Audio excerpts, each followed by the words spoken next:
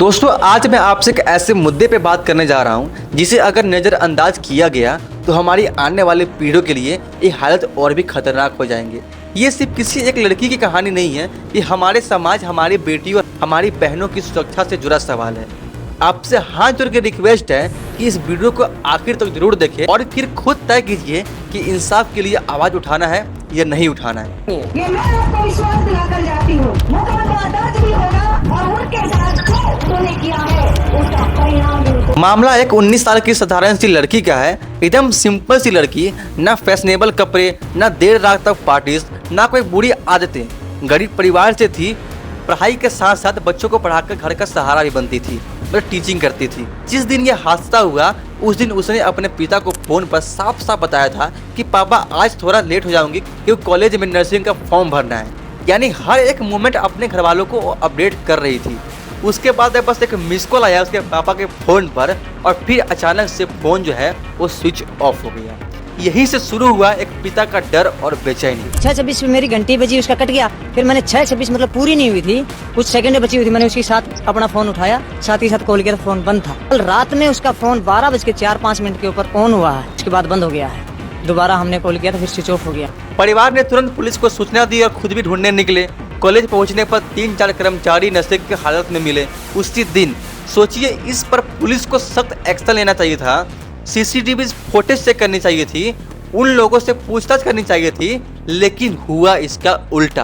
Police ने पिता को ही समझाना शुरू कर दिया, जो हर बार इंडिया में ही होता है कि आपकी लड़की भाग गई होगी, वापस चली आएगी, किसी लड़की के साथ भाग गई होगी, 2-4 दिन में वापस आ जाएगी। बस ये सुनने को मिला पुलिस वालों से। यानी जहां मदद मिलनी चाहिए थी वहां विक्टिम ब्लेमिंग शुरू हो गई थी। कुछ दिन बाद जो खबर आई उसने सबको हिला दिया। हुआ यही जिसका डर था। लड़की की बॉडी मिली, हालत ऐसी कि सुनकर भी आपकी रूह जो है वो कांप जाएगी। चेहरे की स्किन जैसे तेजाब से जलाई गई हो, सांस लेने वाली और खाना खाने वाली जो नलियां होती है वो तक गायब थी, किडनियां गायब थी, जो बच्चेदानी होती है वो गायब थी, वो सब निकाल दी गई थी। मैडम को मैं पढ़ नहीं पाया, इतना यानी भीतर के ऑर्गन गायब है। सच्चाई तो ये है, उसकी बच्चेदानी गायब है, उसकी किडनियां गायब है। 1-2 किलोमीटर के अंदर अंदर ऐसा क्या हो गया कि आसमान से अपराधी उतर गए। उस बेटी के साथ हुआ क्या है, उसकी बच्चेदानी गायब है, उसकी किडनी गायब है, उसके मुंह पे तेजाब डाला जाता है। जितना हार्ड उस बेटी का अगर आप पोस्टमार्टम रिपोर्ट पढ़ेंगे ना तो आप पढ़ नहीं पाएंगे, इतनी दरिंदगी की गई है। ये सिर्फ एक हत्या नहीं थी, ये दरिंदगी की एक हद पार हो गई थी। जो हमारे पास अब तक की रिपोर्ट आई है उसमें पॉइजन आया है और उसमें कोई उसको इंजरी के मार्क नहीं आए। जो सेक्टुअल एरियाज में उसके जो थे वो कुछ भी नहीं आया, सीमेंट नेगेटिव आया उसका। बाकी हड्डियां उसकी इरेगुलर थी, तो कोई शार्प वेपन का इस्तेमाल उसमें नहीं लगा। ये भी बताया गया है कि धारदार से भी हत्या की गई है क्योंकि गला भी रेखा गया है। वो उसमें धारदार की कोई भी एविडेंस नहीं। पोस्टमार्टम रिपोर्ट में कहा गया कि मौत जहर खाने से हुई। शरीर पर चोट के निशान नहीं है, न रेप के सबूत, न किसी हथियार का जिक्र। लेकिन सवाल यह है, अगर उसको जहर ही खाना था तो गांव में भी रह के खा सकती थी। लेकिन उसका जो बॉडी था वो किसी और गांव में मिला।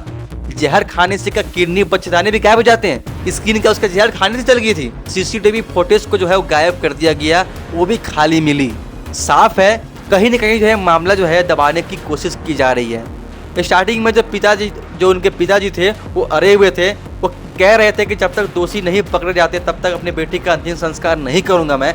लेकिन अचानक से उन्होंने जो है कहा कि प्रशासन अपना काम कर रहा है, हम संतुष्ट हैं। हमने जो कमेटी ने फैसला लिया है सारे समाज को इकट्ठा देख करके अपने हित में ही लिया है। तो कमेटी का फैसला ये है कि हम अपनी बेटी का संस्कार हिंदू रीति रिवाज के साथ, मान सम्मान के साथ करेंगे और प्रशासन अपने काम पे लगा हुआ है, हम उनके काम से संतुष्ट हैं। सोचिए, एक बाप जो अपनी बेटी के लिए जान तक लड़ने को तैयार था वो अचानक से चुप हो गया, क्योंकि गरीब आदमी सिस्टम से लड़ नहीं सकता। डर, दबाव और मजबूरी ने उसकी आवाज़ छीन ली।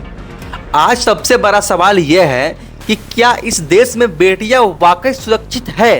दिन दहाड़े सलवार सूट पहनकर कॉलेज की लड़कियां गायब हो जाती है और फिर उसकी लाश इतनी भयानक हालत में मिलती है कि सोच के जो है रूह कांप जाती है। क्या यही है बेटी बचाओ बेटी पढ़ाओ? अगर आरोपी पैसे और पावर से केस दबा सकते हैं तो फिर उनके अपराध करने से डर क्यों ही लगेगा? हम और आप चुप रहेंगे तो कल को एक किसी और की बेटी के साथ ही हो सकता है। दोस्तों मेरी आवाज़ अकेली है, लेकिन अगर आप सब मिलके इसे फैलाएंगे तो सरकार पे दबाव बनेगा। टीवी चैनल इस पे बात नहीं कर रहे हैं, इंटरनेट से वीडियो को जो है वो हटाई जा रही है, लेकिन हम सब मिलकर हम इसे एक बड़ा मुद्दा बना सकते हैं। मैं आपसे लाइक या सब्सक्राइब करने की नहीं बोल रहा हूँ, मुझे परवाह नहीं है कि आप लाइक सब्सक्राइब करो नहीं करो, ये आपकी मर्जी है। सिर्फ इतना कीजिए कि इस वीडियो को शेयर कीजिए ताकि सच दब ना पाए और 19 साल की जो बेटी है उनको इंसाफ मिल सके। इंसाफ तभी मिलेगा जब हम सब खामोशी तोड़ेंगे। आवाज उठाइए, वरना अगला नंबर किसी और का भी हो सकता है। मैं आपसे लाइक सब्सक्राइब करने को नहीं बोल रहा हूँ। अगर आपको वीडियो अच्छी लगी हो, इन्फॉर्मेशन अच्छी लगी हो, आपको लगा कि हाँ मैंने सही किया, तो आप सब्सक्राइब कर सकते हो, आप सपोर्ट दिखा सकते हो, वरना आपकी मर्जी है, आप अनसब्सक्राइब भी कर सकते हो। अगर आपने सब्सक्राइब भी किया हो तो आप अनसब्सक्राइब जो है कर सकते हो, मैं आपको नहीं रुकूंगा। चलिए मिलते हैं एक और नई वीडियो में, तब तक के लिए टाटा बाय बाय।